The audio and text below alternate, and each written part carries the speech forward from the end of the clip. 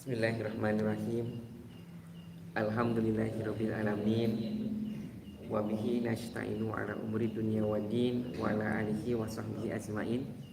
Asyhadu an la ilaha illallah wahdahu la syarikalah wa asyhadu anna Muhammadan abduhu wa rasuluhu allazi la nabiyya ba'dah. Amma ba'du. Assalamualaikum warahmatullahi wabarakatuh. Alhamdulillah. Kira-kira Pak Haji? Layarnya cekik, layar Iya. Sudah seketika jelas. Iya. Bapak-bapak Daraman Sadayana, selamat pagi, selamat sore. Bapak, mudah-mudahan kita senantiasa ada di dalam keberkahan. Ya, ingat saja selalu sabda Rasul. Manistama'a baitan min buyutillah wa yatlunal Qur'an wa yatadabbaru illa anjalallahu alaihim sakinah. Barang siapa yang berkumpul di rumah-rumah Allah kemudian membaca Quran, mentadaburi, maka Allah akan turunkan as-sakinah, ketenangan. Kemudian malaikat mengepakkan sayapnya sambil terus mendoakan, Allahumma gfir lahum warhamhum. Ya Allah, ampunilah mereka, kasih sayangilah mereka. Dan doa malaikat itu terus mendoakan kita sampai kita berakhir dari majelis ini. Dan mudah-mudahan juga doa itu sampai kepada saudara-saudara kita yang ada di rumah, yang karena udzur syar'i sehingga beliau hanya bisa menyimak kajian kita di rumah. Mudah-mudahan pahalanya sama dengan kita yang ada di sini. Amin ya Allah ya rabbal alamin. Bapak Ibu, hoyong kan kenging doa malaikat? Oh yong. Saya sering ulang-ulang. Kira-kira kalau diijabah doa abdi atau doa malaikat enggak doa? Malaikatnya orang mau luas numpuk kuring dosanya gitu ya. Dan mudah-mudahan doa malaikat itu dengan memohon ampunan dan rahmat bagi kita diijabah oleh Allah Subhanahu wa taala. Ibu bapak jamaah yang dimuliakan Subhanahu wa taala, terima kasih kepada Pak Haji ya, yang Pak DKM yang telah untuk kesekian kalinya mengamani saya untuk bisa sharing terkait dengan hukum-hukum syariat. Sekalipun kita sebenarnya long life education, jadi terus belajar Bapak Ibu ya. Kalau saya ada yang kekurangan mohon diingatkan. Bapak Ibu, kalau Bapak Ibu nanya, nanti ada terminal jawab, terus saya belum bisa jawab, mohon jangan dibully ya. Kita belajar terus ya, Bapak Ibu. Bapak Ibu, kita ini syariat ibadah kurban, ya. Oke, sebentar Bapak Ibu ya. Ibu-ibu nudi bumi, mudah-mudahan sehat walafiat. Mudah-mudahan jelas ya ini slide-nya. Ibu bapak, syariat kurban itu disyariatkan pada tahun kedua Hijrah. Jadi syariat kurban mah disyariatkannya itu pada tahun kedua Hijrah. Dan di awal syariat kurban, Bapak Ibu, ya, di awal syariat kurban itu lebih banyak yang mustahiknya daripada mudahinya. Jadi awal syariat kurban mah Bapak-bapak sadayana lebih banyak yang mustahik mengharapkan hewan kurban daripada yang berkurbannya. Kenapa Bapak Ibu coba? Ya, biar cepat aja ya nih, biar cepat. Karena di awal-awal hijrah pada tahun pertama, pada tahun kedua, ekonomi kaum muslimin belum stabil. Ya, banyak di kalangan muhajirin yang dari Mekah ke Madinah, mereka tidak bawa apa-apa.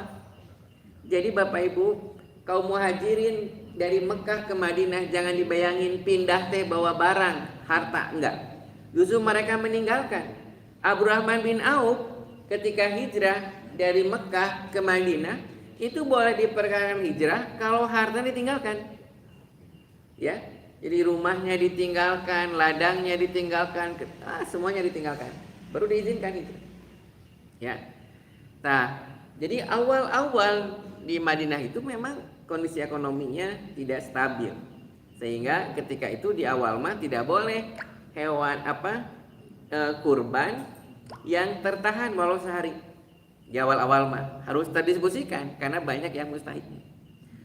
Tapi pada 1 tahun kemudian berubah, lebih banyak yang kurbannya daripada mustahiknya, sehingga fakulu wadahiru watasodaku, sehingga makanlah, sodakohlah, dan simpanlah. Jadi kabagi tilu, 1/3 dimakan, 1/3 disodakohkan, 1/3 disimpan. Disimpan kanggo naon, Pak? Ya. Atuh Ustad, pamiki itu mah mustahikna kaing 2/3 atuh. Terus teh 1/3 dimakan ya, 1/3 disodakohkeun, 1/3 dia disimpan. Jadi sabaraha? 2/3 gitu ya. Atuh rean keneh ku urangna daripada ku mustahikna gitu ya. Bagaimana demikian? Tentu maksudnya disimpan itu untuk dalam jangka waktu beberapa saat ya, untuk disebarkan. Yang jadi pertanyaan, bagaimana Rasul bisa merubah ekonomi kaum muslimin hanya setahun yang asalnya banyak mustahik jadi banyak mudohi? Kira-kira kumaha ta Rasul bisa merubah yang awalnya mah tahun pertamanya banyak mustahiknya tuh, tapi tahun kedua setelah tahun syariat baik tahun ketiga ya, justru banyak yang kurbannya. Presiden siga kumaha eta? Berarti kan ekonomi mulai stabil tuh, ya. Nah, itu yang perlu kita pelajari. Bagaimana Rasul seperti itu, ya. Nah, Bapak Ibu yang dimaksud Allah Taala, Idul Adha merupakan, sudah lihat ya makalah yang saya. Idul Adha merupakan salah satu dari 2 hari raya yang disyariatkan dalam Islam. Idul Adha dilaksanakan di bulan mulia, ya. Jadi Idul Adha itu dilaksanakannya di bulan mulia sebagian kaum muslimin, di mana sebagian kaum muslimin melaksanakan ibadah haji di tanah suci. Ketika kaum muslimin yang berkemampuan ibadah ke tanah suci, maka umat Islam yang lainnya disyariatkan ibadah di 10 hari awal di bulan Zulhijjah. Jadi Bapak sekalian, ini dalilnya. Bapak bisa lihat dalam surat Al-Fajr.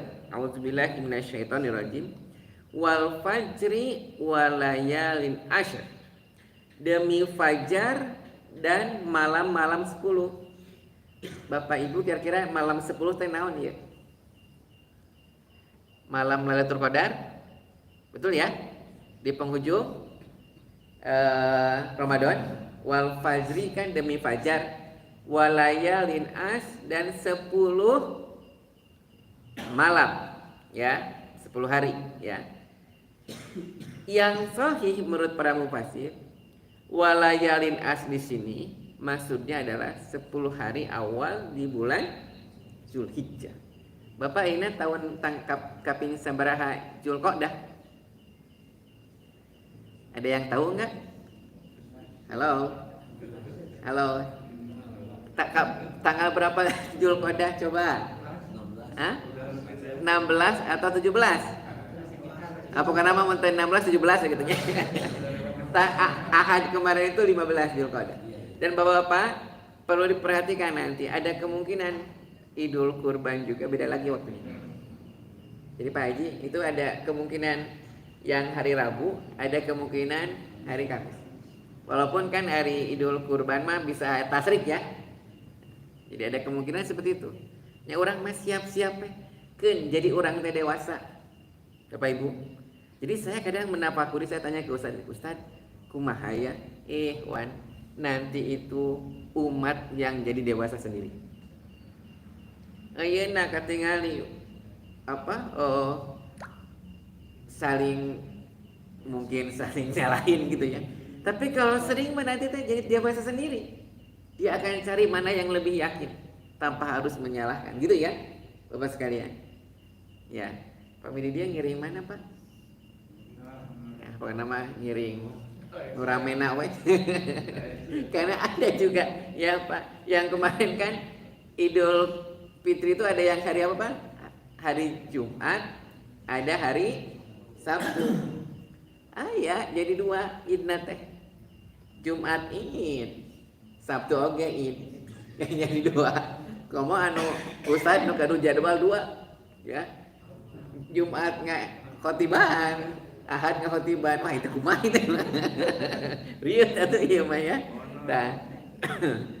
Itu mah modus ya Pak ya. Jadi nanti cari mana yang terbaik. Jadi nanti kita akan dewasa sendiri. Ketika sering terjadi ini kita akan dewasa sendiri. Mana yang lebih meyakini kita? Ya. Bapak sekalian, ini dalilnya. Kenapa disebut 10 hari awal di bulan Zulhijjah? Rasul pernah bersabda, "Ma min ayamin amali." Langsung terjemahannya panjang ameh telamitein. Ya. Tidak ada hari yang amal soleh lebih dicintai oleh Allah daripada hari-hari 10 ini. Jadi 10 Zulhijjah Pak. Bapak 10 Zulhijjah kalau saudara kita itu sedang di mana Pak? Sudah kumpul di Mekah ya? Haroyong alim ibadah haji, halo. Hoyong atuh. Kadang-kadang baik jadi tukang sapu oge gitu ya. Saya juga dulu saya kemarin jadi petugas. Keun baik saya mah jadi tukang kukumbah oge bae lah. Asal ibadah haji gitu kadang-kadang. Kenapa? Saking nikmatnya Pak hajinya, luar biasa nikmatnya ya.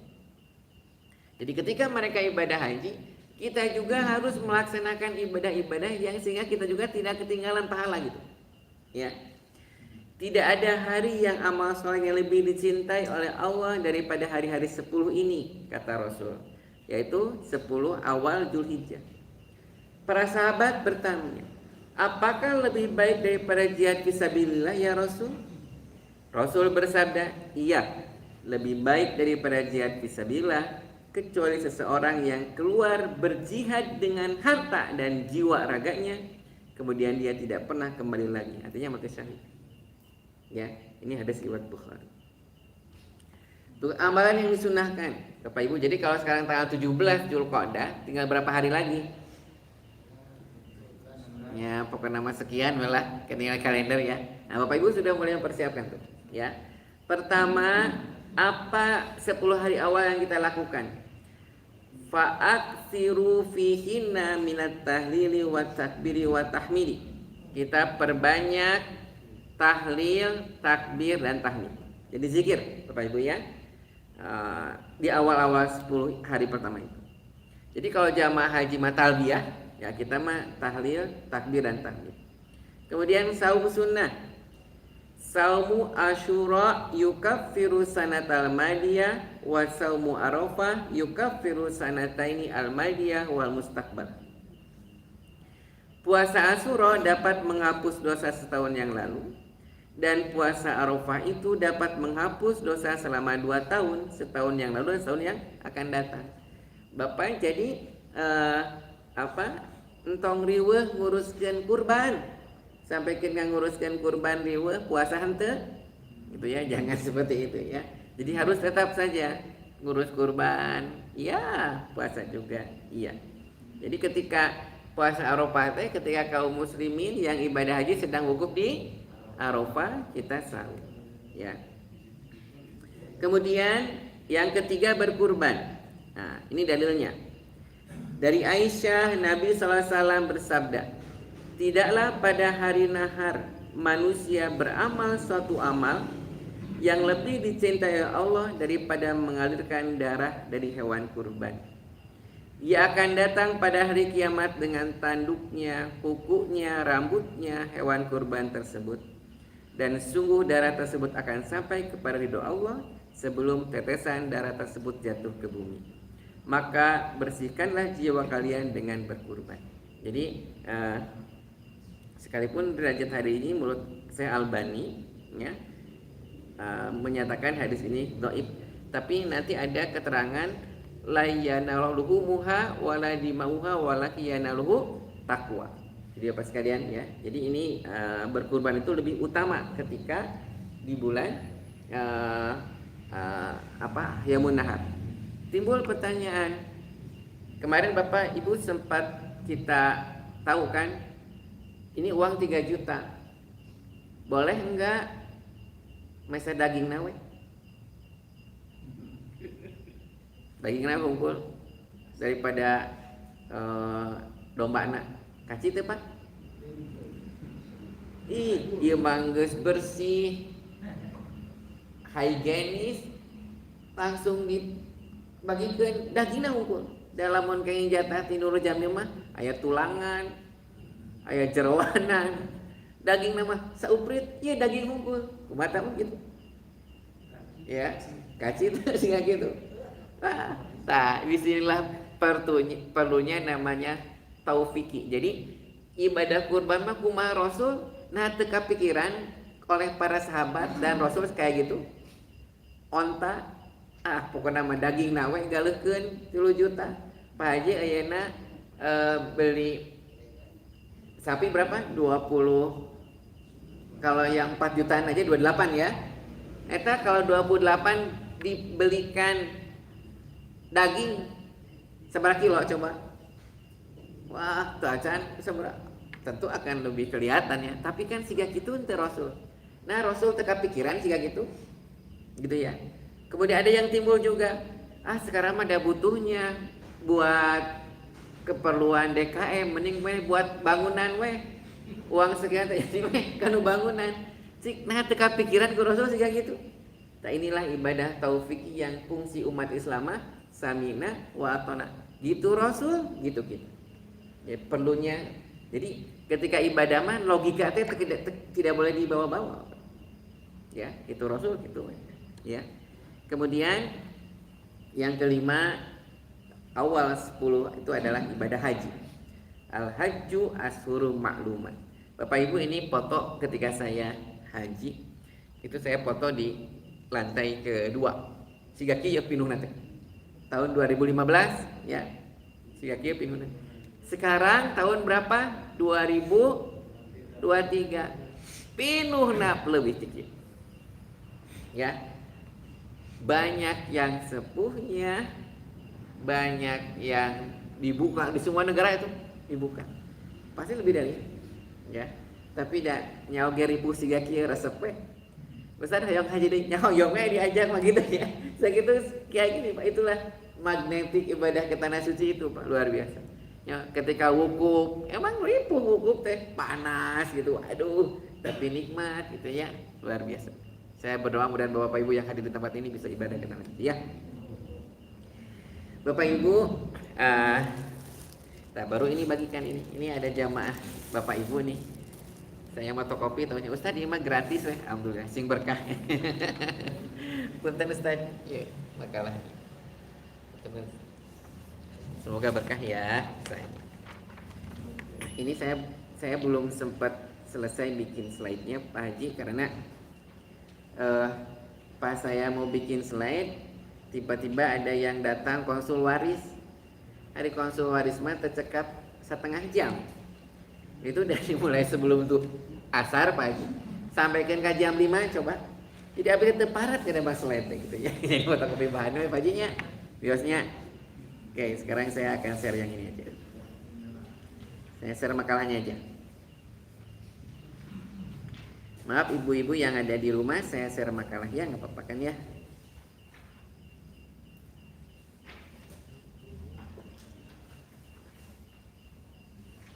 Nah, saya sharein aja makalah.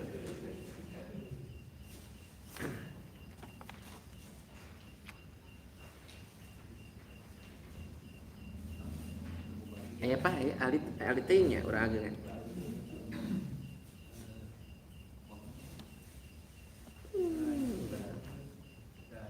Ya ini yang di rumah aja, yang di dalam mah udah ada itu makalah ya.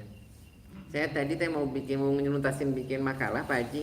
Ada yang ibu-ibu mau bagi waris, Ustaz tanggalna cenah. Jadi saya ngitungin dulu ya, hampir 2 jam. Itu hilap. Jadi itu beres biosnya makalah nanya lah. Bapak Ibu kita lihat di sini makalahnya yang sudah saya susun. Perhatikan Ya, jadi itu 5 amaliyah di bulan awal Zulhijjah. 1, apa Bapak Ibu? Zikir. 2, saum. 3, kurban. 4, naon tadi teh? Haji, ya. Aya hiji nu kalangkung. Naon coba? Muka deui gitu selain ya, Bapak Ibu, infak sedekah Bapak Ibu ya, keutamaan ya. Seperti itu. Bapak Ibu, kita lihat di sini. Perkataan kurban, kita masuk ke materi kurban ya. Perkataan kurban berasal dari kata al-qurbu. Secara bahasa bermaknanya dekat, sedangkan secara istilah kurban adalah hewan tertentu yang disembelih pada waktu tertentu. Sebenarnya pengertian kurban sendiri sangatlah luas, yaitu segala sesuatu yang dilakukan dalam rangka taqarrub, mendekatkan diri kepada Allah Subhanahu wa taala, yang salah satunya ialah menyembelih hewan kurban. Dalilnya surat Al-Maidah. A'udzubillahi minasyaitonirrajim. Uhillat lakum bahimatul an'am. Dihalalkan bagimu binatang ternak. Bapak Ibu perhatikan. Boleh tidak Allah menggunakan lafaz bahimatul an'am, artinya binatang ternak.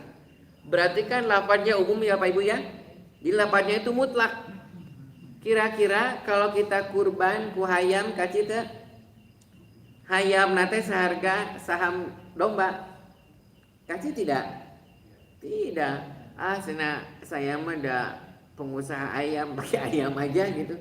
Tidak boleh Bapak Ibu ya. Jadi sekali lagi, kurban mah tong masuk logika. Ustaz, saya mau beli dagingnya aja. Enggak ya. Ustaz, saya mah udah aja sekarang mah udah butuh buat bangun madrasah, kumpulin aja kan lebih manfaat madrasah ya. Bisa lama kepake. Kalau kurban hari itu selesai semua. Ya nggak bisa kayak gitu. Itu namanya ta'abudi yang ketika itu manusia harus samina wa atona. Jadi Rasul kan, saya suka lihat ayah Rasul nggak kepikir beli daging gitu ya. Nah kurang kepikir gitu ya. Nah, itu ta'abudi ya. Lafaz uhilat lakum bahimatul an'am, dihalalkan bagi kalian binatang ternak, itu mutlak Bapak Ibu, gak disebutkan. Kalau menggunakan hadis ini mah, ayat ini mah surat Al-Maidah, berarti boleh. Bapak gaduh kelinci, kurban kelinci. Bapak gaduh ayam, kurban ayam. Bapak gaduh hate, korban hate gitu ya. Bebas gitu ya. Naon makan ati cenah teu bisa kurban gitu ya. Enggak Bapak. Ada keterangan di bawahnya di sini, yang di bawahnya Bapak Ibu, ini surat Al-An'am. Saya terjemahnya langsung ya. Saya terjemahnya langsung aja Bapak Ibu ya. Ini redaksinya langsung. Dan di antara hewan ternak itu ada yang dijadikan untuk pengangkut ya. Wa minal an'ami hamulatan, di antara binatang ternak itu ada yang Allah jadikan sebagai binatang pengangkut. Apa Bapak Ibu binatang pengangkut? Kambing, kuda ya. Wa farsan, dan ada juga binatang yang untuk disembelih, jadi untuk daging. Kulu mimma razaqakumullahu wa la tattabi'u khutuwatis syaitan. Makanlah dari rezeki yang telah diberikan Allah kepadamu, dan janganlah kamu mengikuti langkah-langkah setan. Sesungguhnya innahu lakum aduwwum mubin. Sesungguhnya setan itu musuh yang nyata bagimu. Maka jawabannya, boleh nggak kita korban dengan ayam, korban dengan kelinci misalnya ya. Kalau di dia senasur kelinci boleh. Ini jawabannya surat Al-Maidah yang ini. Dijelaskan oleh Al-Quran. Sama niyata azwajin minazomni isnaini wa minal magzis naini. Rasul menyebutkan 8 binatang yang berpasangan. Jadi 8 binatang yang berpasangan yang dibolehkan dikurban. 1, Bapak Ibu, adalah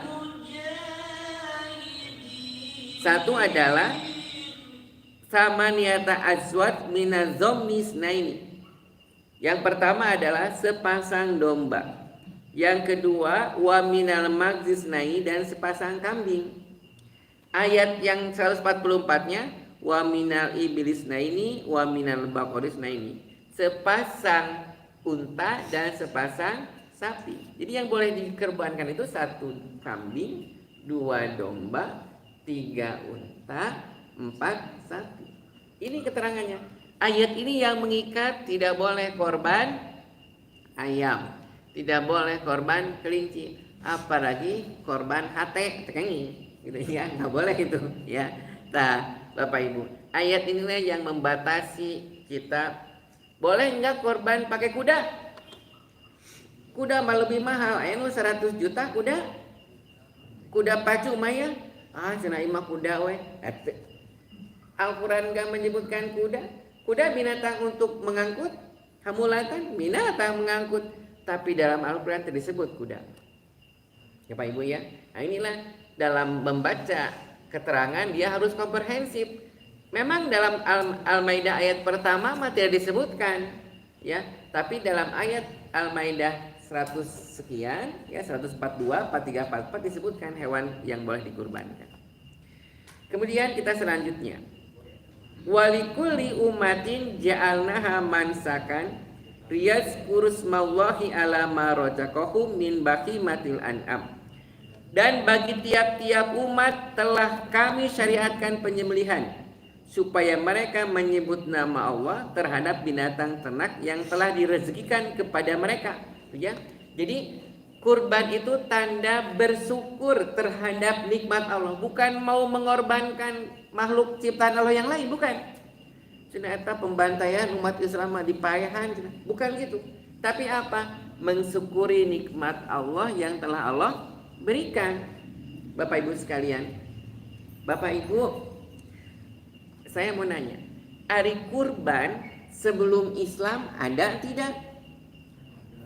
Halo Bapak Ibu, hari kurban sebelum Islam ada tidak? Ada. Kalau umat dulu kurbannya tidak binatang, ada yang kurban manusia? Ada tidak? Ada. Contohnya naon? Sungai Nil Bapak Ibu, ya. Sungai Nil itu tiap tahun mengorbankan siapa? Mengorbankan seorang gadis yang paling cantik di penduduk Mesir. Jadi kalau setiap tahun dikorbankan wanita yang paling cantik, gadis yang paling cantik di Mesir dikorbankan, ditelemkan, airnya itu melimpah. Kabayang Bapak Ibu manayana aya. Berhentinya semenjak kapan coba? Berhentinya semenjak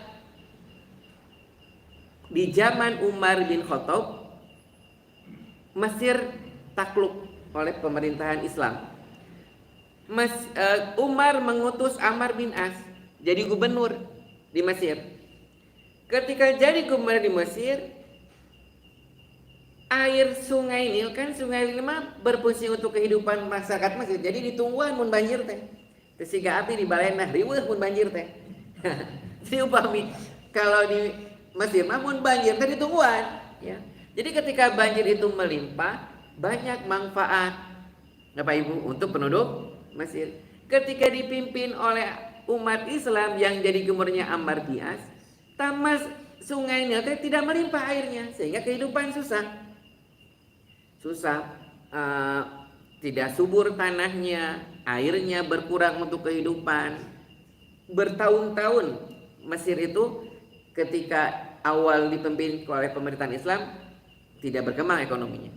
Sehingga datang tuh Bapak Ibu, datang utusan dari kabilah-kabilah Mesir ke Ammar bin As sampai nyarankan, wahai Ammar bin As, kami biasa mengorbankan seorang gadis yang cantik ke sungai ini sehingga tiap tahun airnya itu melimpah. Semenjak dipimpin oleh Anda seorang muslim, karena tidak berkorban seorang wanita yang paling cantik, nggak pernah air ini melimpah. Balikin lagi aja, kurbankan lagi aja supaya air ini melimpah. Kumata apa? Ammar bin As ditantang seperti itu. Bingung Ammar bin As. Buah-buahnya ya. Buah-buahnya ya. Ammar bin As bingung. Sedangkan kabilah-kabilah Mesir yang sepanjang sungai Nil itu daratan. Tiap tahun kami masih selalu mengorbankan seorang wanita yang paling cantik. Gadis lagi. Kan wae ai janda mah gitunya. Punten. Heureuy ya teman. Gadis lagi nya mah ya. Amr bin As bingung Pak Haji. Kumaha ini. Akhirnya Amr bin As bikin surat ke Amirul Mukminin Umar bin Khattab bahwa kabilah-kabilah sepanjang sungai Nil meminta diberlakukan lagi mengorbankan seorang wanita gadis tercantik. Umar baca, kan Mesir ke Madinah mah tebing Pak. Umar baca, Umar langsung nulis surat. Dalam tulisan itu, ya Nil, wahai. Jadi Umar ada mas surat, terus ada mas surat kirim ke utusannya, bawa ke Amr bin As di Mesir.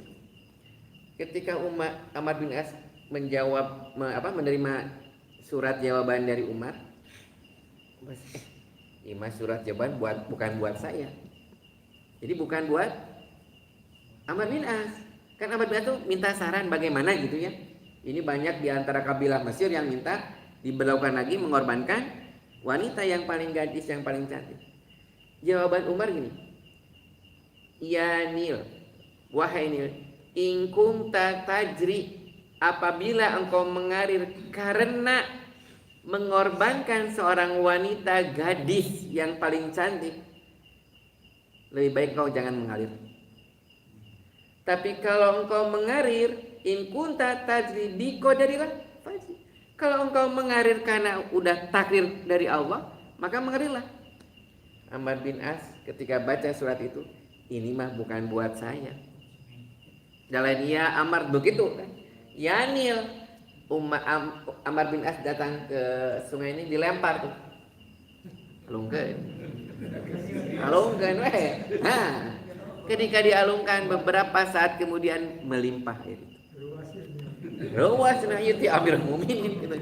Nah, melimpah. Bapak Ibu, kalau seandainya Amr bin As bukan pemimpin hebat, berenya kan baik bawa-bawanya sigana sampai ayeuna sampai saat ini mungkin tidak akan terus mengorban seorang wanita yang paling cantik di Mesir.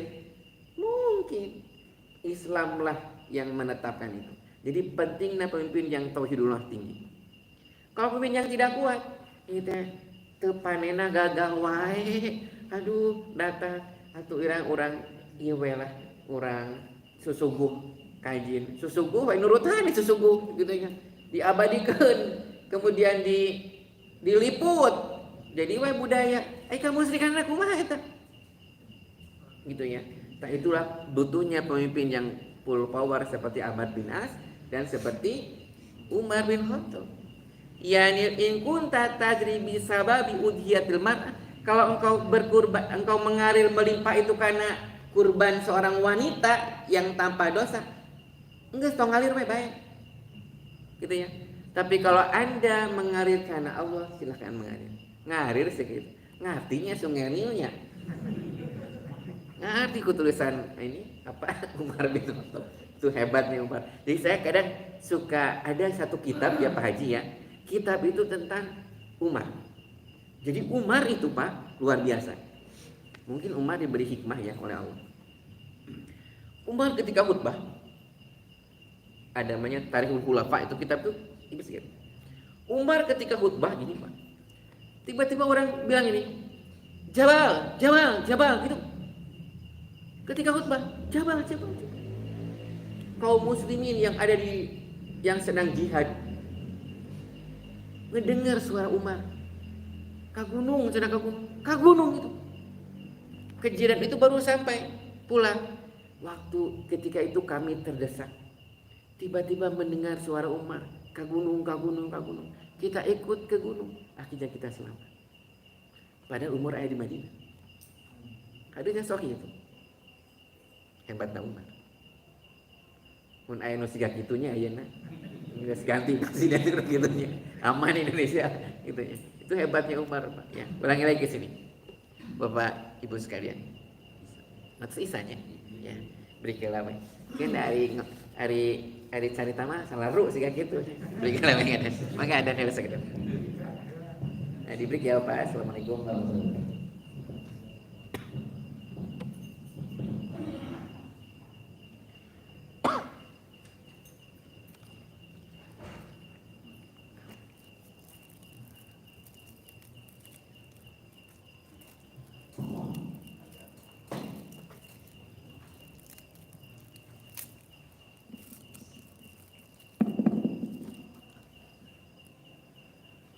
Allahu Akbar, Allahu Akbar. Allahu Akbar, Allahu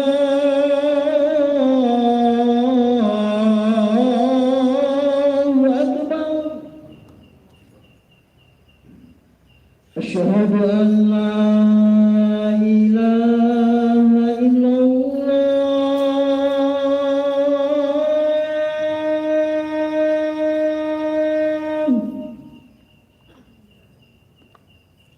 Asyhadu an la ilaha illallah.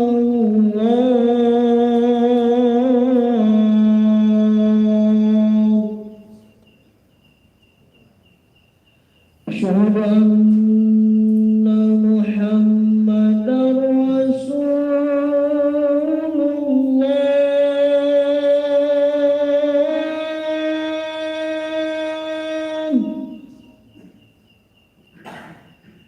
Asyhadu anna Muhammadar Rasulullah.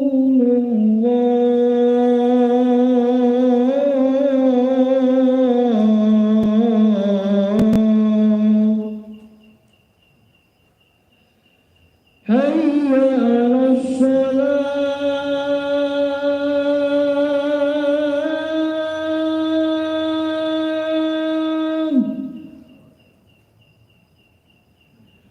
Hayya 'alas salam.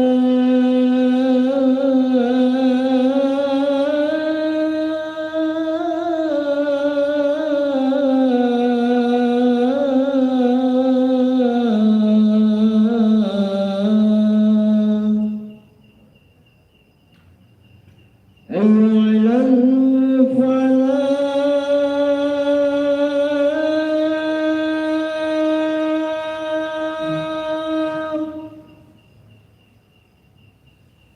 Hayya 'alal falah.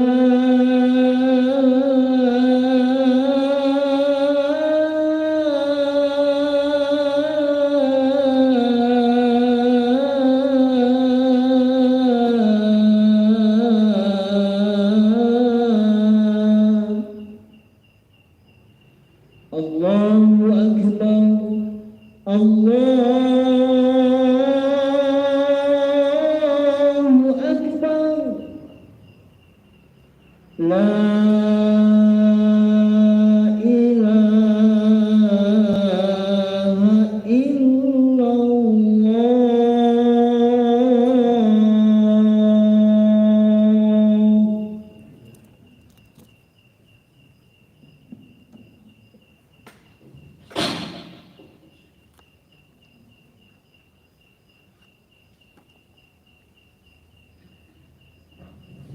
Ya. Alhamdulillahirrahmanirrahim. Wassalatu wassalamu ala Muhammadin wa ala alihi wa sahbihi ajmain. Amma ba'd. Bapak-bapak, nama mu'alafati langsung ambil tatih yang sholatnya. Bapak Ibu, kita lanjutkan ya. Jadi sekali lagi Ibu Bapak sekalian, terkait dengan syariat ibadah kurban itu, walikuli umatin ja'alna mansakan. Pada setiap umat kami jadikan syariat penyembelihan, ya, yaitu kurban. Walaupun umat-umat sebelumnya itu justru kurbannya bagus ya. Kayak ayah Rasul Abdullah. Itu kan Abdullah itu kakek Rasul siapa namanya? Abdul Muthalib. Abu Muthalib itu pernah bernazar di antara 10 anaknya, anak yang paling soleh, yang paling baik, yang paling cakep akan dikurbankan gitu ya Pak ya. Jatuh siapa? Abdullah ayahanda Rasul. Tapi dikasih tahu jangan katanya. Sehingga diundi antara Abdullah dan unta. Tiap kali keluar nama Abdullah diganti ku 10 ekor unta. Kocok deui keluar deui Abdullah 10 ekor sampai 10 kali. Baru yang ke-11 unta gitu ya. Jadi untuk mengganti supaya Abdullah bisa hidup itu dengan berapa? 100 ekor unta. Kan seperti itu Bapak Ibu. So, bahkan Nabi Ibrahim ngorbankan saha? Anak yang dicintainya ya. Bapak rela ayeuna barangkali Bapak pilih lubang baungna gitu. Bahkan Nabi Ibrahim merayakan satu. Bapak Ibu, Nabi Ibrahim itu, Bapak Ibu kalau Bapak Ibu pernah baca riwayatnya, Nabi Ibrahim itu istrinya berapa? 2. Istri yang pertama siapa? Siti Sarah. Ya. Si Sarah itu kan wanita tercantik di zamannya di Palestina. Wah luar biasa cantiknya. Jika kumaha Nabi Ibrahimnya pasti kasih apa tuh? Mau Nabi Ibrahim nilainya 5 ke handap mas Hanbayo gitu. Pasti cakep Nabi Ibrahim itu ya. Nah Nabi Ibrahim Siti Sarah. Siti Sarah itu kan berpuluh-puluh tahun tidak diberikan anak gitu. Ya puluhan tahun kan tidak diberi anak itu. Barulah ketika Nabi Ibrahim ke Mesir dapat hadiah. Siapa? Hamba sahaya yang namanya Siti Hajar. Walaupun Siti Hajar itu menurut riwayat berasal dari bangsawan yang karena kalah perang sehingga jadi budak, gitu ya. Jadi kan perbudakan mah kalah perang jadi perbudakan. Sekarang kalau antara Ukraina dan Rusia itu yang tertangkap itu kalau nggak ditebus jadi budak nantinya. Gitu ya. Sehingga dalam Islam syariat perbudakan mah belum sampai terhapus. Tidak seperti khamar atau riba gitu ya. Nah, Bapak sekalian, kenapa Siti Hajar itu kenapa diizinkan nikah dengan Nabi Ibrahim? Bapak Ibu, hari Siti Sarah memberi izin enggak Ibrahim nikah ke Hajar? Hah? Beri izin ya. Nah itu jadi mau bade nikah dia kudu izin istrinya. Oke Hajar nyatanya kadinya. Iya, nyatanya kadinya. Kenapa Bapak Ibu? Karena bagi Siti Sarah kenapa diizinkan? Karena dia tahu Ibrahim adalah seorang pemimpin, seorang nabi yang harus ada keturunan. Siapa yang akan melanjutkan dakwah kalau seandainya tidak ada keturunan secara biologis dan ideologis? Susah kita mengandalkan kepada yang lain gitu kan? Sehingga mengizinkan. Yang kedua, karena beda derajat atuh. Siti Sarah mah bangsawan, cantiknya luar biasa.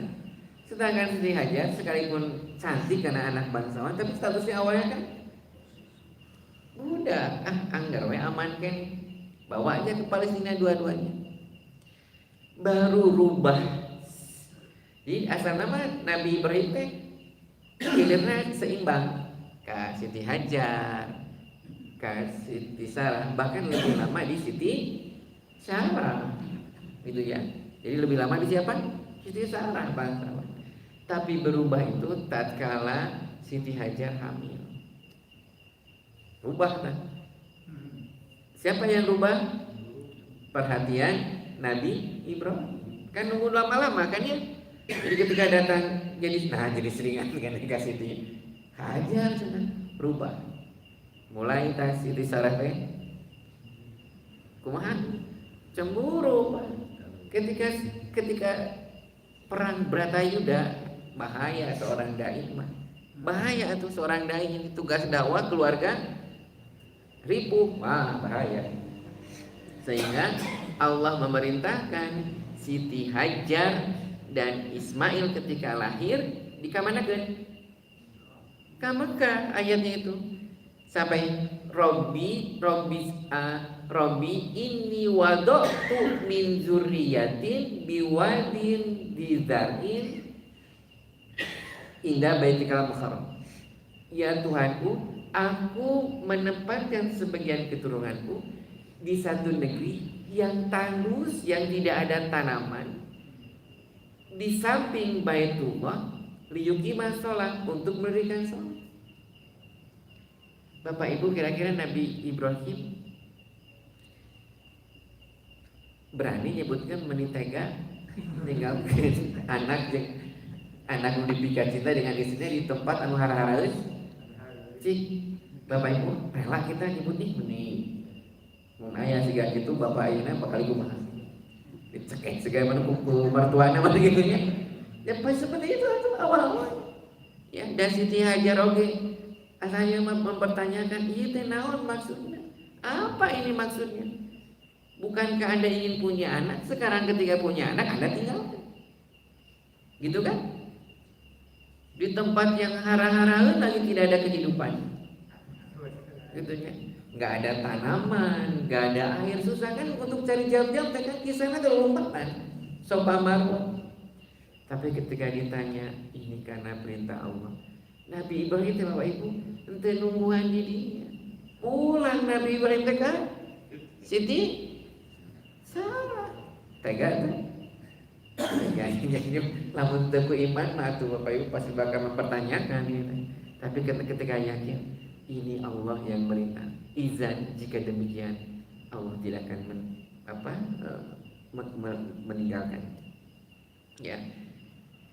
Udah lama pas anak itu sudah mau beranjak pas lucu-lucu nak usia 9 tahun lucu-lucu tuh datang lagi Nabi Ibrahim kudu kumaha mencit kan belum ada Nabi Ishak belum ada Nabi Ishak ketika itu datang ke kalakal mencit kumaha ya induk istrina indungna nah cenah tara kamu mah gak pernah datang beborangan nafkahan tiap hari ini baru datang kudu mencit kumaha tah tega teh orang nyebut Nabi Ibrahim cenah kumaha tega teh gitu halo tega gitu ya. Nah ketika kusolehna Nabi Ibrahim dan kusolehahnya Nabi Siti Hajar itulah apa jadi sebenarnya perhatian Nabi Ibrahim luar biasa sehingga anak dan istri tetap soleh sekalipun jaraknya jauh. Takumaha mun kudu bisa gitu Bapak kayak anak-anak kita gitu ya luar biasa. Ketika mau disembelih kan diskusi heula. Betul tidak? Diskusi dulu tiap diskusi dulu. Ini nah di ayatnya itu kan ini arofi manam ani azbahuka fangdur madatar. Ismail sesungguhnya aku mimpi aku teh menyembelihmu bagaimana menurutmu dan mimpinya itu bukan 1 kali 2 kali Pak. Ini arofil manam ani azbahuka fangdur madatar. Sok sini kudu mencit anak yang dicintai pas lucu-lucu Bapak Ibu kumaha kondisi kejiwaan Nabi Ibrahim moncek orang mah iya gitu kan langsung wah senang apa ini ya. Tapi bagaimana jawaban anak soleh ya abad ifal ma tu'marun satajudri insyaallah minal soleh ya ayahku lakukanlah yang diperintah semoga Allah dapati aku termasuk orang yang sabar dan soleh itu kan murang kali anu soleh mun anak orang anu gitu bapak tuhnya daripada abi gitu benernya yang jauh-jauh itu bukti kesolehan. Jadi hebatnya Nabi Ibrahim sekalipun jarak itu beda tapi bisa nyolehkan anak dan istri. Kumaha caranya Nabi itu jarak Palestina dengan Mekah itu kan Bapak Ibu sabaraha bulan beureun jalanna ayeuna. Ya, tapi ku soleh mah luar biasa. Kemudian diriwayatkan yang ketiga, jadi hanya beberapa kali Pak Nabi Ibrahim ke Mekah itu. Yang ketiga adalah ketika mau meninggikan Ka'bah. Ini mah beda kasusnya teh, luar biasa kasusnya teh. Baik diceritakan tong. Ya. Bapak halau imam nyukeun di lain, ceritakan tong. Atau beri penasaran wae. Ceritakan nanya bengkelnya. Namanya Bapak Ibu bisa kulem tidur dengan tiba. Soalnya ini kenging maca, ini hasil baca saya dalam kitab Syiarul Alam wa Nubala yang ditulis Ibnu Katsir. Kitabnya 10 jilid. Itu tentang sejarah-sejarah para sahabat Rasul sampai akhir zaman. Yang diriwayatkan itu yang ketiga kali Nabi Ibrahim datang ke Mekah. Itu untuk apa? Untuk meninggikan Ka'bah. Nabi Ibrahim butuh bantuan. Jadi ada atau diharapkan hanya anaknya. Pas Nabi Ibrahim datang ke rumah Ismail, jadi ibu Ismail sudah tidak ada. Datang ke rumah Nabi Ismail, itu Ismail nggak ada Pak. Yang ada siapa? Istrinya. Tapi istrinya ini tidak tahu kalau yang datang itu adalah ayah mertuanya dalam kitab Syiarul Alam wa Nubala itu. Sehingga ketika ditanya, adakah suamimu? Tidak ada. Nabi Ibrahim ngetes gitu ya. Bagaimana kehidupanmu bersama Ismail? Itu disebutkan anaknya. Jadi boleh seorang ayah tidak menghadiri pernikahan anaknya? Laki anaknya, anak perempuan mah jadi walina kapan terbiasa ya mah. Ini mah anaknya laki-laki. Jadi kalau anak laki-laki mah kawasan belenjak nyari tahu kayak nah nyunah kan Nabi Ismail hanya dengan ibunya gitu ya. Nah, bagaimana kehidupanmu dengan Ismail? Jawabannya, kami hidup dalam kesulitan, penderitaan, dan tidak pernah sedikit pun merasakan kesenangan. Tuh, terjemahan nama gitu aja Pak. Apa ibu kira-kira mertua rawas anu gitu? Ya. Kira-kira mertua senang dengan itu enggak? Sekalipun gak lihat. Sampai kata Nabi Ibrahim, sampaikan kepada suamimu, datang aku ke sini dan aku berpesan supaya engkau ganti daun pintu rumahnya. Win. Jadi yang pertama tidak bertemu dengan Nabi Ismail itu. Pas pulang Nabi Ibrahim datang nanya, tadi ada yang datang, ya kan sudah tahu ya mun aya tamu teu makannya Pak. Tidak ada. Siapa yang datang? Seorang syekh kabir yang jauh datang ke sini ingin bertemu dengan. Adakah pesannya? Pesannya supaya engkau mengganti daun pintu rumah. Bapak pernah ada kisah itu? Kayaknya ada yang pernah dengar ya. Ya. Nabi Ibrahim tahu bahwa Nabi Ismail tahu yang datang adalah ayah. Sehingga dia berkata, tahu apa maksud pesan tamu yang berdatang itu? Tamu yang datang itu adalah ayah, dan dia berpesan supaya aku menceraikannya.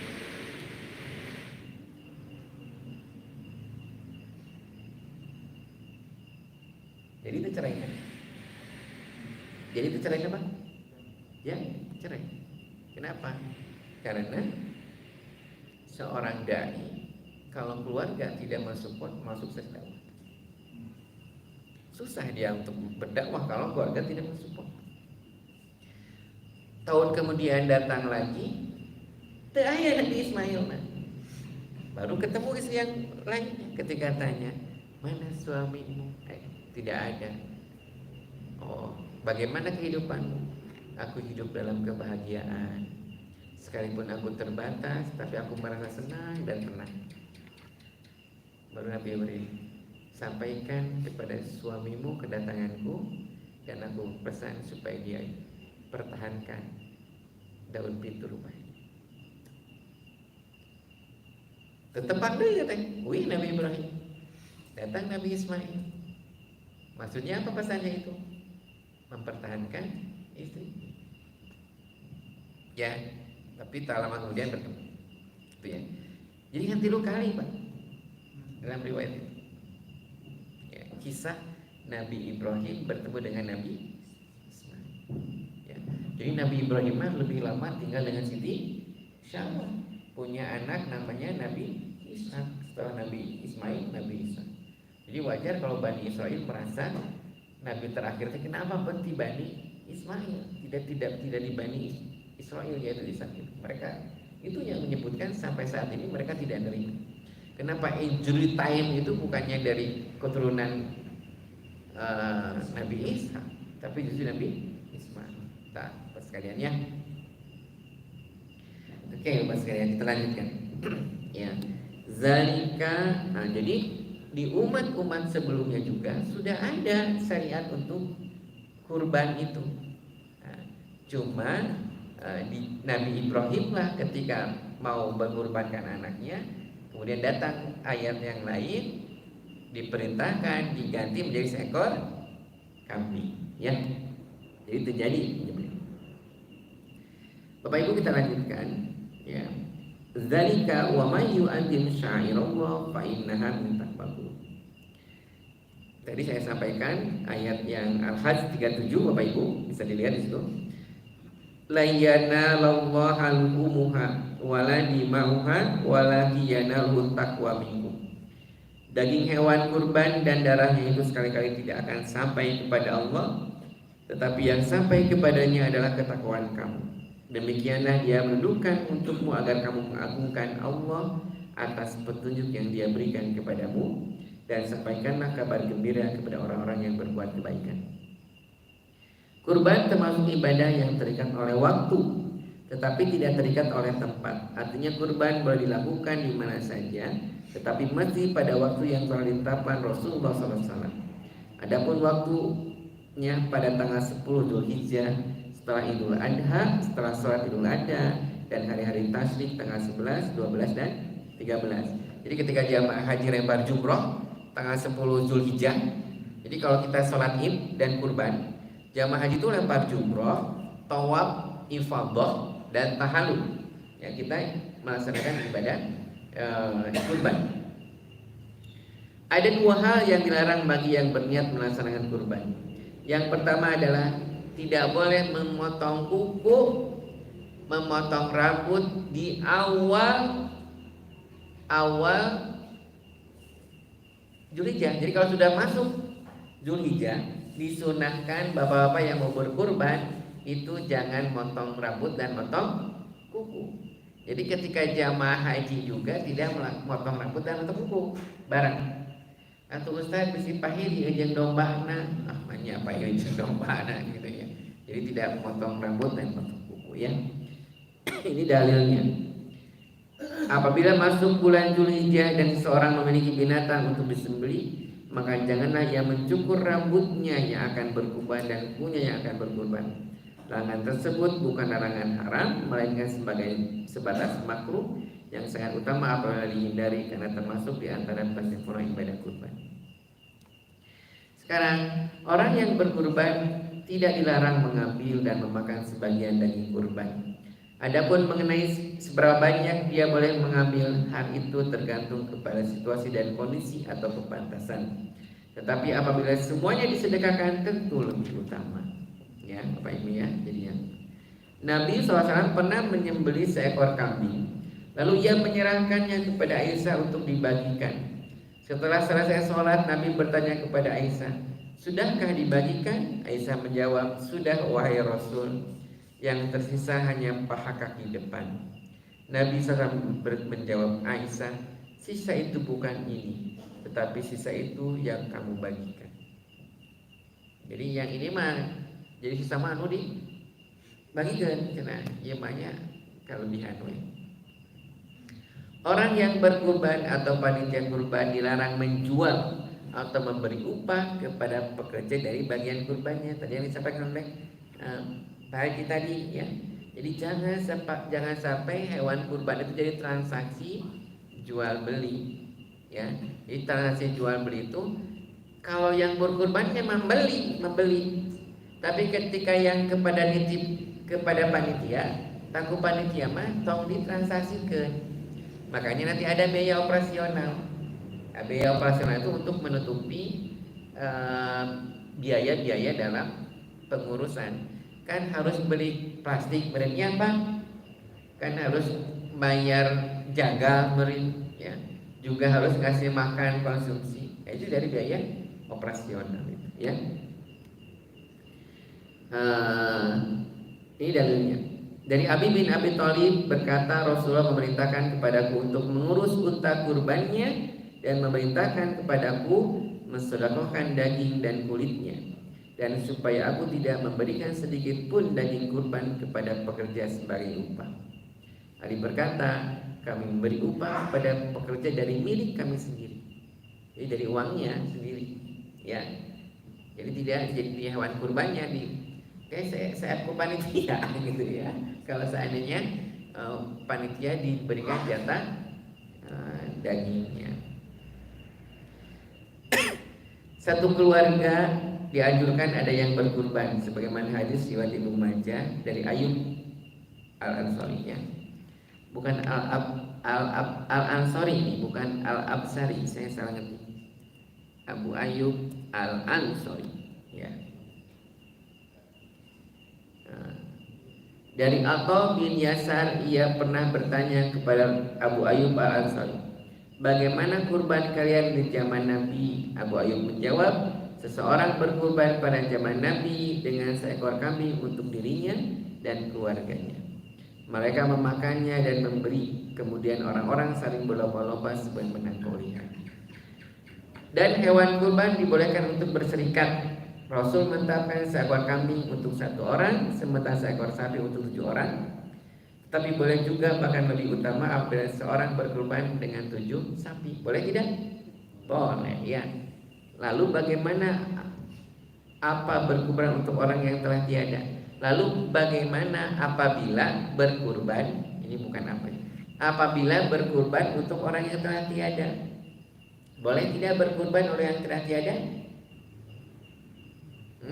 Bapak Ibu, ini bilanya kelewat. Apabila bari nunutan ketika irsina, ya.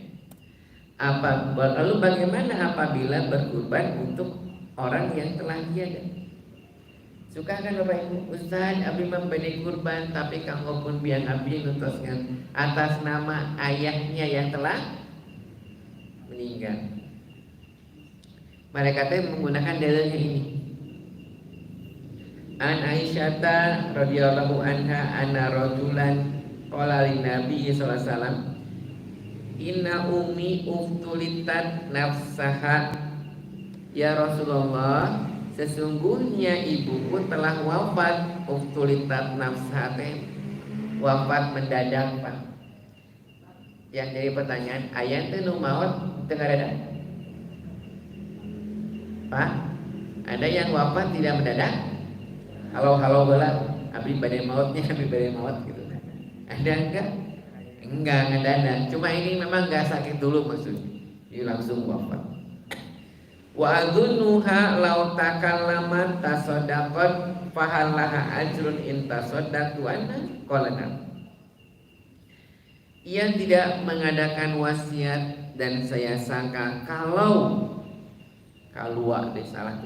kalau ia sempat berkata-kata niscaya ia akan bersedekah.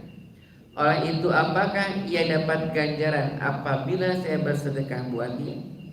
Nabi berjawab, dapat. Jadi kalau ada orang yang menyebutkan bahwa bersedekah atas nama yang wafatnya dari nanti ini, apa ini? Riwayat Bukhari. Jadi abdi sedekah buat nama orang tua yang telah wafat, ini, ya. Seperti itu, Pak. Tenang ya. Nah ini harus tuntas nih jelasin nih mah, ya. Kalau nggak tuntas bisa jadi bahaya. Bapak Ibu, bukankah kita sudah paham kalau seandainya seseorang wafat itu kan terputus amalnya, ya.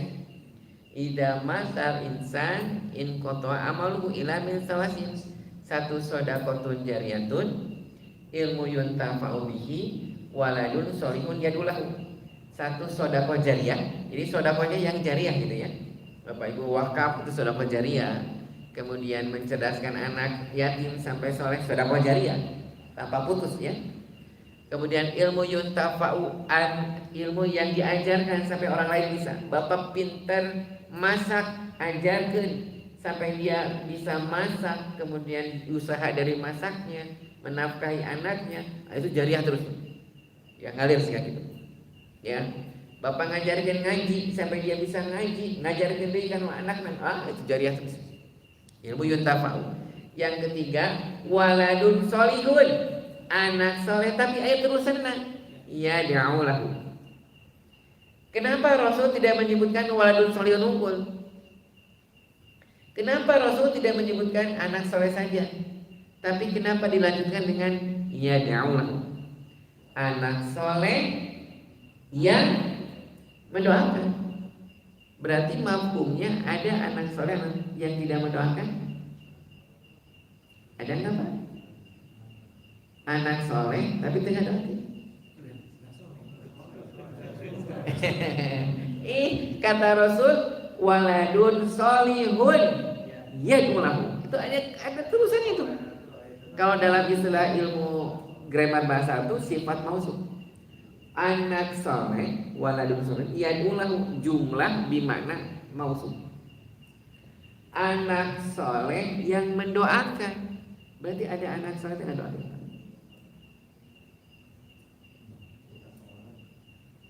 Berarti itu solehnya. Jadi maksudnya gini Pak, Bapak maaf aja ya, Bapak sudah rumah tangga, sudah bekerja. Ketika sholat fardu, dawam Allahumma gfirli wa walidayya, alhamdulillah. Karena ada yang tidak dawam Pak. Kamu rela urusan anaknya, ngurus istrinya, lupa doa orang tuanya. Ya, tidak selamanya itu. Kadang anta Allahumma gfirli wa walidayya, lupa itu. Karena banyak minta untuk anak dan istrinya, dia lupa untuk orang tuanya. Padahal Allahumma gfirli wa walidayya itu bisa menjadi alam barzah orang tua kita yang asalnya kabringnya SSSS. Jadi ngalebaran. Yang asalnya sempit, luas. Yang asalnya gelap, terang. Itu kan di alam barzah. Ketika ditanya, ya Allah, dari mana aku ini punya amal apa sampai alam barzahku meluas? Kan orang mau apa? Itu bisa dari mulai di alam barzah sampai alam akhirat mau saya nipu, ya. Alam lahir bisa nipu? Nggak bisa. Alam dunia unggul lu pinter naripu gitu. Alam akhirat mah nggak ada tumpah tipu ya, nggak ada gitu ya. Sehingga orang tahu kenapa cenah tinggal luasan. Dalam hadisnya disebutkan bistighfari waladika laka, karena permohonan maaf anak-anakmu bagi. Allahumma gfirli gitu kan. Makanya ada sahabat Rasul, kenapa kamu tidak mendoakan ibu? Kenapa kamu tidak mendoakan ayah? Jadi waladun solihun yadulahu, ada yang yadulahu. Ya, lepas sekalian. Berarti kan sudah selesai itu tugas kewajiban, ya, karena yang terputus amalnya. Kalau orang yang wafat masih bisa sedekah tidak? Mun anu wafat sedekah keneh lelupatan zaman ini oke. Iya, nah jelas juga gitu ya. Tuyul kan orang sih ngomong tuyul atau ayat gitu ya. Nah, Bapak Ibu, jadi maksud ayat di sini ya Rasulullah, lau takalamat tasodaqat fahallaha ajrun in tasodaqtu anha. Artinya, bu anaknya yang sedekah, tapi orang tua dapat pahala karena kesolehan anaknya. Jadi bukan yang mati sedekah, anaknya yang sedekah mah, tapi orang tua dapat pahala soleh anaknya tanpa dikurangi. Atau Ustaz, dan abi hoyong nyerat nama mama abi jeung bapak abi nama urusan administrasi kan administrasi mah. Tapi bapak harus dipahami, bapak yang sedekah itu bapak ya, tapi karena soleh anaknya dia sedekah, pahala ayahnya dapat. Jadi itu anak soleh itu ya, saya ingin mengalir. Dan sebenarnya tidak disebutkan juga orang tua nama pasti bakal ya. Sehingga ada hadis di bawah di sini Pak. Di sini ada hadis yang saya tulis ini. An Abi Sa'id Al-Khudri anna Rasulullah sallallahu alaihi wasallam qala la ayatasaddaqul mar'u fi hayatihi bidirhamin khairul lahu min ayatasaddaqa bi mi'ati inda mautih. Sedekah seseorang dengan nilai 1 dirham semasa hidupnya itu jauh lebih baik dari sedekah yang diserahkan sebanyak 100 dirham ketika sudah meninggal. 100 dirham dengan 100 dirham tetap yang utama adalah 100 dirham ketika dia hidup. Ya, di antara 7 amal yang terus mengalir itu salah satunya itu tasaddaqta bisihatika wa hayatika, engkau sedekah ketika sehat dan hidup dari sakumu sendiri. Jadi bukan cari proposal lah karena ya bukan, jadi dari saku dia sendiri. Bapak Ibu abdi tos ada semangat teh tos langkung 30 abdi melangkung 30 ya, itu melangkung teh 4 menit ya. Bapak Ibu itu yang dapat saya sampaikan. Seandainya ada pertanyaan ya kita persilakan ya. Maka Pak Haji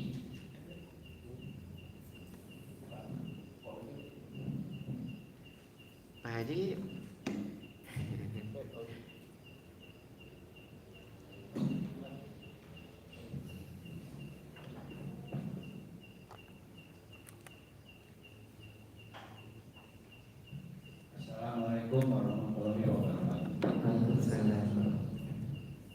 Hewan kurban itu selain hewan jantan juga hewan betina boleh katanya. Nah, pertanyaannya itu apakah ada batas umur, dan yang kedua misalnya yang sudah beranak boleh dipakai sebagai kurban, misalnya yang sapi perah gitu kan, ya sapi perah itu sapi anak. Dan pertanyaan yang kedua, ini rendah itu waktu Nabi Ibrahim itu ada datang malaikat mengabarkan mempunyai anak Nabi Isa, itu kan istrinya itu mandul, terus Nabi Ibrahim itu sudah tua. Nah, apakah Nabi Isa itu merupakan ciptaan Allah gitu ya seperti Maryam, atau memang hasil hubungan dengan Nabi Ibrahim? Terima kasih. ada berat petarosannya. Agak-agak biasa kayaknya. Ya. Terus. Prof, nanti saya coba tanya ke Nabi Ibrahim ya. Ya, Bismillahirrahmanirrahim. Tentang hewan kurban, ya. Bapak Ibu, kan ibadah nusuk ya, ibadah nusuk itu ibadah penyembelihan. Jadi ibadah nusuk itu ibadah penyembelihan. Inna sholati wa nusuki gitu ya. Wa mahyaya wa mamati ya Ibrahim itu. Inna sholati wa nusuki artinya ibadah pengorbanan. Ya, penyembelihan maksudnya. Jadi ibadah nusuk itu ada 3. 1 hadyu, ya. Kalau ibadah jamaah haji kan hadyu, apalagi haji tamatuma, kedah ada hadyu. Termasuk rukun tamatuma. Karena dia senang-senang dulu, atau dia enak sekali datang umrohnya, haji hajinya. Dia bisa pakai kain ihram dibuka heula. Rasul itu 2 minggu pakai ihram kan. Cok bapak ngain ihram 2 minggu. Ripuna luar biasa kapannya. Jadi 1 ibadah udhiyah. Kedua akikah. Mereka juga sama penyembelihan. Ya. Yang ketiga adalah kurban. Di antara ketiga ibadah ini, Bapak Ibu sekalian, terkait jenis hewannya itu sudah tentu. Ya. Ibadah akikah boleh diganti ku sapi, Iya macam jimat ya nungguan 20 tahun. Ah, aku domba ini jimat tuh. Sapi boleh gue sapi? Nggak boleh. Itu makanya taufiki ibadah. Mangkudu gitu tuh. Yang ke segala ya. Tetap kuduku domba. Walaupun sekarang kurban juga sudah mulai itu. Ada yang Abdul yang namaku domba. Sekarang Rasulullah ku domba. Gitu ya. Kayak mau apa yuk tukang sapi kayak kamu. Ya. Gitu ya. Kemudian udhiyah itu kan hadyu itu boleh oleh kambing, boleh oleh domba, boleh oleh unta, boleh oleh sapi. Tapi sapi jarang ya. Jadi sana mah kambingnya juga di sana mah kambing nanti saya lihat ya. Anu teh aya tanduk kan gitu. No namanya teh. Bisa lihat tuh istiqomah, riet gitu naonnya. Ya ditarik, bret, alungkeun, tarik, bret, kancang kieu. 10 menit ya. Pagi cepat bisa tuh. Gitu ya. Kita ngitung tuh sampai jangan salah kan jamaah kita harus sama itu. Ngicep salati gitu yang bagian. Jadi kudu ekstra gitu. Di ibadah haji hampir sama dengan kurban. Nah, sepengetahuan saya yang boleh untuk hewan betina itu untuk yang namanya akekah. Jadi akekah mah boleh betina. Muntah ayam jantan. Ya. Tapi untuk udhiyah sama untuk kurban mah sepengetahuan saya, Bapak Ibu, walaupun nanti pasti ada itu optimalkan yang jantan. Sekalipun kalaupun tidak ada, itu mah udzur syar'i. Beda lagi kasusnya ya. Kalau tidak ada mah.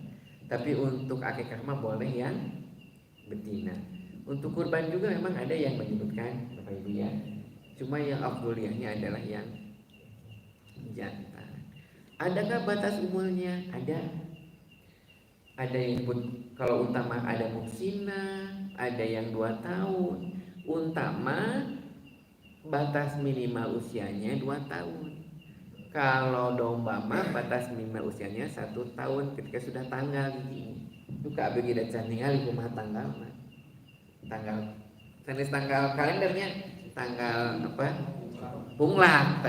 Jadi benar bahasa nama tanggal pun punglak ya. Jadi itu Pak Prof ya sebenarnya saya. Maksudnya yang sudah tua itu. Oh yang sudah tua selama tidak ada cacat. Jadi yang dalam Al-Quran mah yang enggak, dalam hadis mah yang enggak boleh tuh cacat, pincang, pecah atau berpenyakit. Kalau udah tua masih Ustaz cenah eta kulitna apa dagingna ada lihat, teman nasibnya. Jadi boleh selama masih sehat. Ya.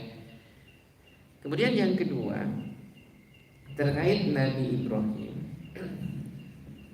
Kan Bapak Ibu ini hebatnya Al-Quran ya. Saya juga kadang sebenarnya banyak orang yang masuk Islam karena terinspirasi oleh dahsyatnya apa Al-Quran itu. Jadi apa Al-Quran itu secara logis masih bisa paham gitu ya.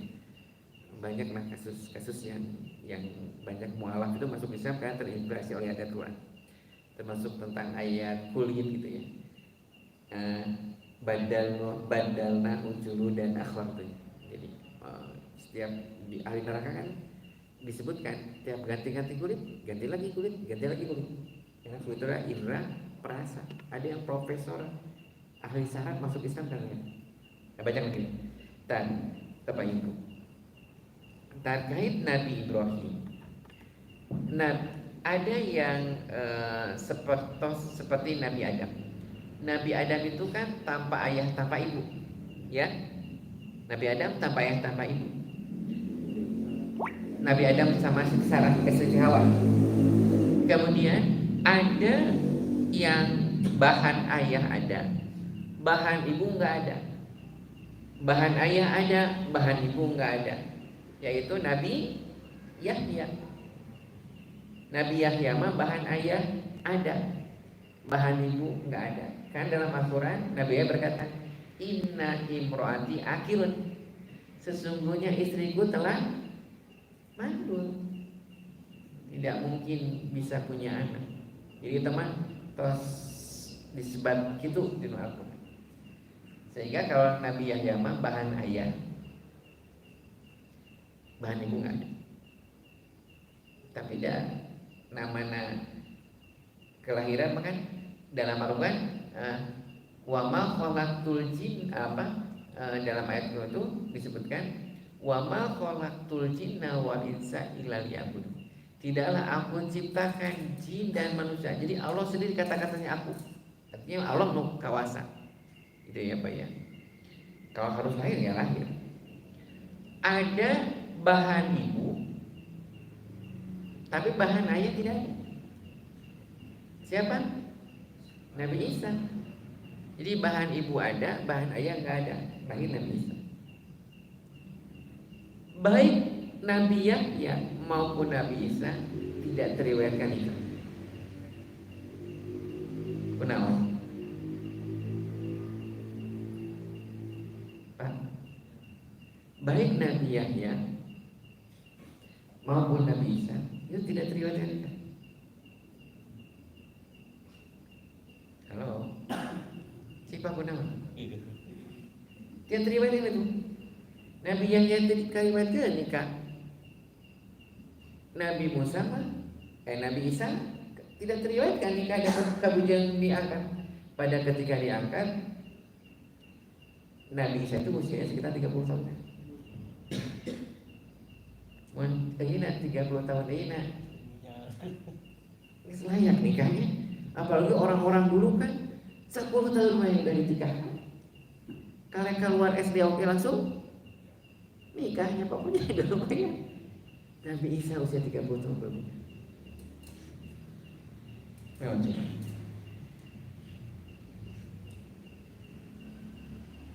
Tapi Siti Syara dan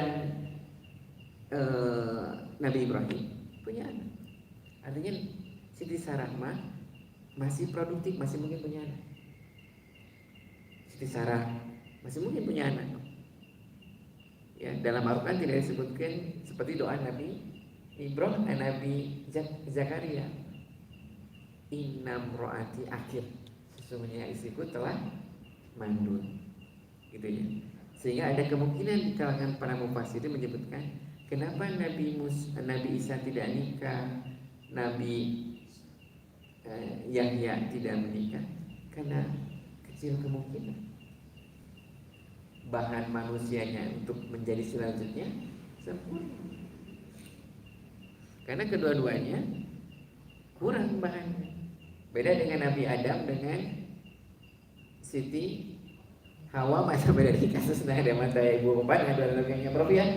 Nah, tapi kalau Siti Sarah ada kemungkinan masih ada bahan buat anak. Sehingga terlahirlah Nabi Isa sekalipun lama nunggu. Ya, sekalipun lama. Buktinya Nabi Isa terlahir, Nabi Isa punya anak lagi semakin banyak. Ya. Wallahu a'lam. Ya, jadi ke kromosom Y, kromosom X gitu. Dulu pas kuliah tak Y, mau Y tahu gitu. Baru lama apa enak kenapa? Wallahu a'lam Prof ya, nanti saya coba tanya ke Nabi Ibrahim.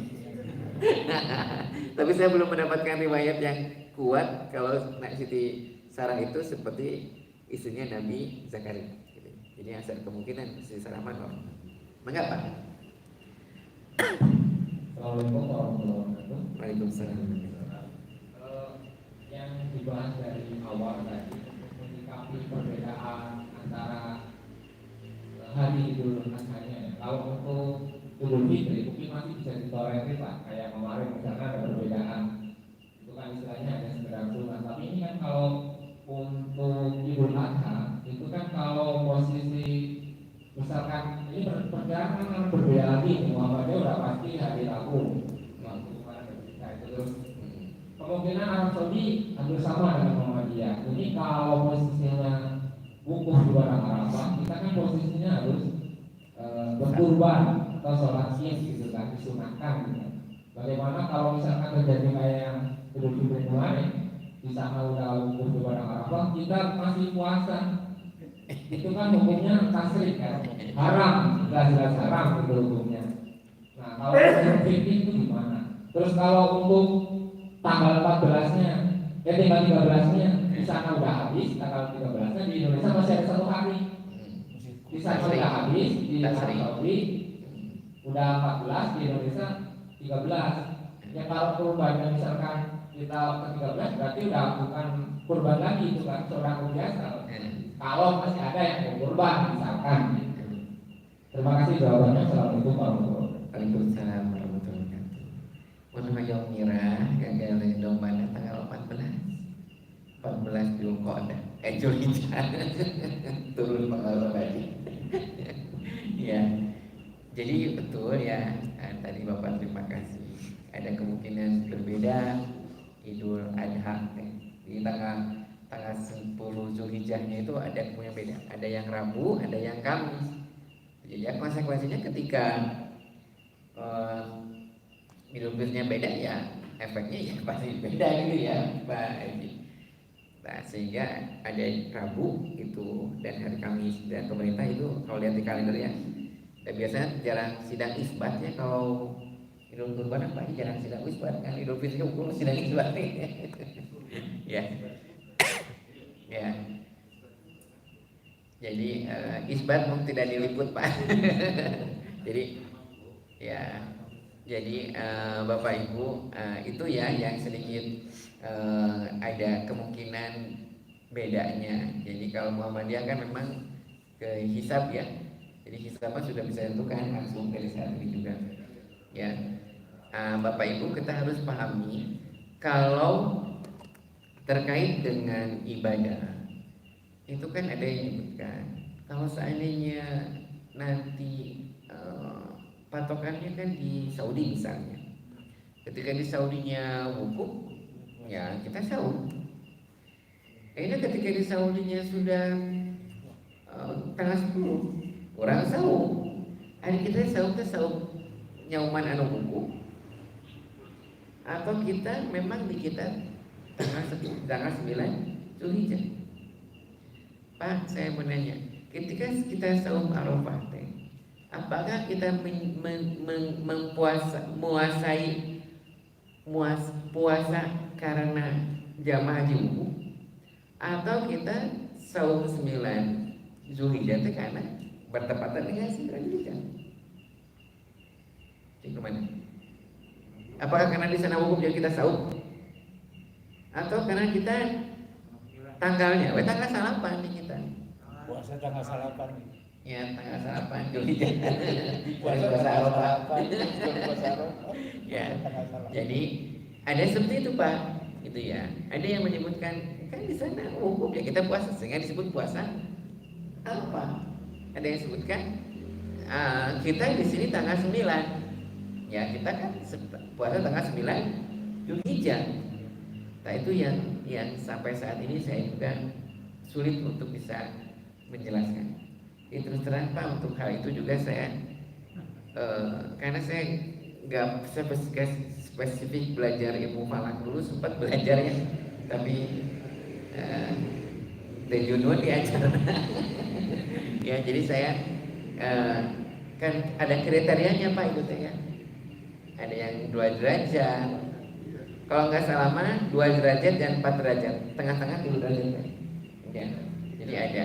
Saya belum bisa. Bagaimana kalau di sana saum kayak wukuf kita justru saum setelah tanggal 10. Bagaimana saum kita? Makanya saya suka bertanya, itu yakinnya yang mana? Jadi saya suka, itu yakinnya yang mana? Kalau Anda yakin misalnya di negeri kita memang tanggal 9-nya hari ini, ya berarti kita saum tanggal 9. Jangan sampai kayak gini Pak. Kita misalnya saumnya ikut di Arab tanggal 9 Zulhijjah. Di kita itu tanggal 8. Kalau di Arab wukuf kita saum.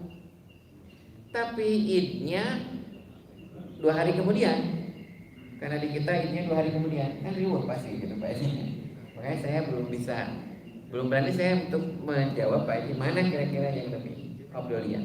Nanti ukurannya, makanya lebih selamat kalau saya sahabat ini saya lebih selamat lihat aja putusan pemerintah. Karena kaidahnya amirukum adalah amir kalian adalah pemimpin kalian. Jadi akhirnya menentukan nanti pemerintah, ya kita lebih pilih yang itu. Karena untuk menentukan mana tanggal bulan itu kan yang menentukannya itu adalah putusan resmi dari amir di tempat sekitar. Ya, wallahu a'lam bishawab. Saya juga sulit kalau ngejawab begitu banyak. Ngejawab enggak. Akhirnya kita mengikuti pemerintah segitu pun salah ya salah pemerintah ya kita mah. Enggak ini ya. Ya memang banyak juga yang sifatnya politis ya wallahu a'lam. Wallahu a'lam. Ya. Mudah-mudahan sama. Ya mudah-mudahan sama. Mudah-mudahan. Sadar. Maka Pak itu Ada yang di rumah kan? Oh iya. Bapak Ibu kita lihat dulu ya. Ada yang di rumah enggak? Ada yang di rumah kita lihat dulu. Halo, ada yang di rumah enggak? Banyak. Iya ini banyak juga yang di rumah bapak sekalian. Yang bertanya. Barangkali dari bapak-bapak yang di rumah ada yang mau sharing. Cina mau gitu cek apa aja. Terima kasih ya bapak sekalian yang di rumah. Semoga pahalanya terus menjadi kebaikan. Sholat Idul Adha Oh, gua maji Idul Adha teh? di lapangan. Oh iya. Kalau sholat Idul Adha itu di mana, di lapangan atau di masjid gitu ya? Bapak sekalian, Rasulullah SAW itu, jadi kita lihatnya Rasul aja ya. Rasul itu ketika idmah di masjid Gomamah. Jadi masjid Gomamah itu kan bukan masjid ya, itu kan masjid Nabawi. Kapan itu masjid Gomamah aja? Yang dulu teh belum masjid di situ teh, tapi lapang. Yang sekarang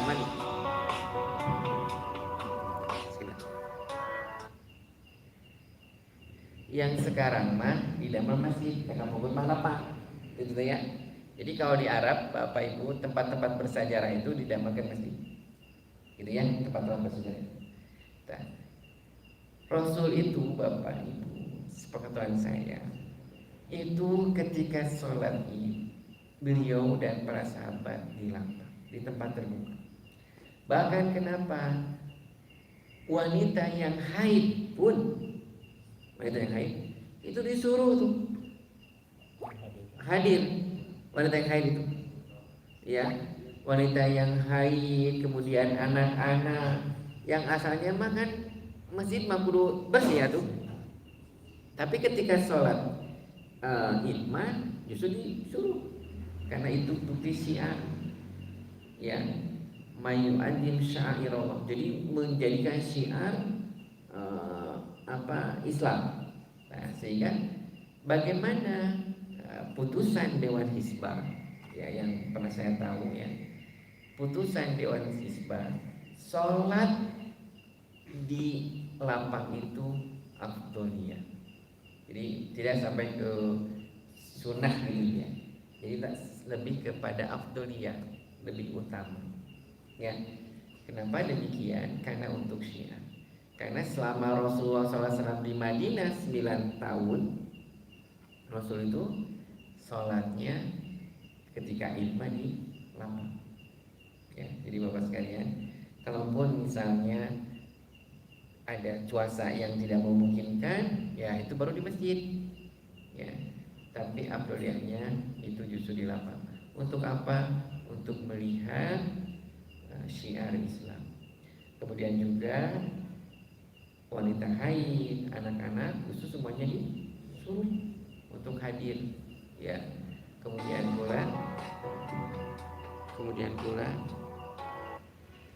pula Bapak Ibu adalah untuk istilahnya tidak, karena kan sholat Id itu bukan sholat wajib ya. Jadi sholat sunat Sehingga dalam pelaksanaannya Bapak Ibu itu tidak sekaku ibadah sholat wajib. Jadi ketika sholat sunat Bapak Ibu kemudian dengar khutbah ya, boleh sambil misalnya dia megang HP atau misalnya makan cemilan, itu tidak dilarang selama tidak mengganggu aktivitas khutbah. Beda dengan sholat Jumat. Beda sholat Jumat mah HP nggak boleh katanya. Ya, jadi dalam kalau lihat putusan Dewan Hisbah mah afdoliru, ya, jadi lebih utama. Saya pernah ingat satu kisah teman saya di Papua yang sama dulu kuliah di STKS dengan saya. Yang di Papua itu kan kebanyakan non muslim ya, tapi ketika sholat Id itu diundang mereka kan begitu banyak muslim untuk siar dakwah. Allah. Terus ada kadang-kadang di rumah terus sholat kalau di Mesir ada kayak masjid. Di lapang kayak lapang katanya. Sholat Kayaknya Bapak Ibu ya. sholat dua. Ya, nggak ada, hanya di masjid. Oh, malam. Bapak Ibu itu hadis ya, udah jam 8. Semoga Bapak Ibu diberikan kesehatan, keafiatan dan mudah-mudahan keberkahan usia, rezeki dan ilmunya. Ya, mohon maaf kalau saya ada kekurangan, kealpaan. Apa yang saya sampaikan sedikit bercanda, saya mohon maaf. Semoga Allah Subhanahu wa taala mengumpulkan kita di tempat yang dimuliakan ini, dan kelak pun juga di akhirat Allah mengumpulkan kita di tempat yang Allah muliakan. Ya. Astagfirullahaladzim, astagfirullahaladzim, astagfirullahaladzim. Ya Allah, berkahilah hidup kami, berkahilah rezeki kami, berkahilah usia kami, berkahilah keluarga kami, berkahilah semua yang Kau titipkan kepada kami. Ya Allah, berikanlah kesempatan rezeki kepada kami untuk bisa menjalankan syariat-Mu ibadah kurban di tahun ini, dan mudah-mudahan kurban yang kami kelak laksanakan menjadi amalan yang diterima oleh. Ya Allah, kami sadar betapa lemahnya diri kami, saudara-saudara kami menjalankan ibadah di tanah suci. Undanglah kami untuk bisa kembali menjalankan ibadah di tanah suci. Atau kami yang belum, semoga Allah undang kami untuk bisa ibadah di tanah suci. Allahumma aslihna dinana alladhi huwa ismatu amrina. Ya Allah, bereskanlah urusan agama kami, karena itu urusan yang pokok dan penting bagi kami.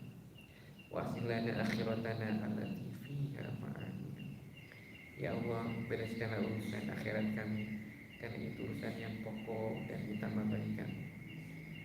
Allahumma aslih lana dunyana allati fiha ma'ashuna.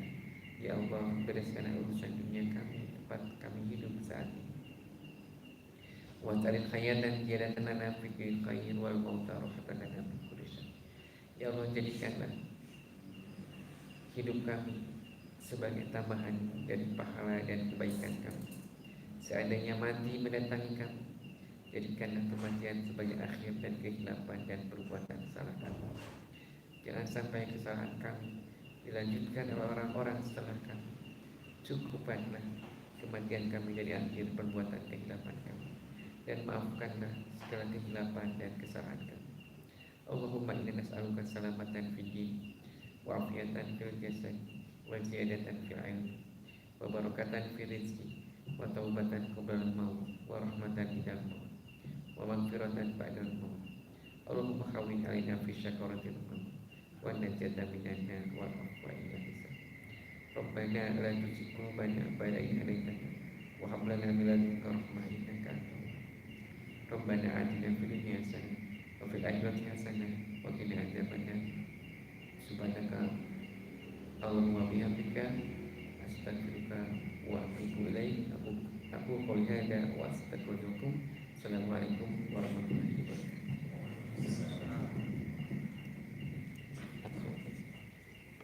Atur nuhun Bapak.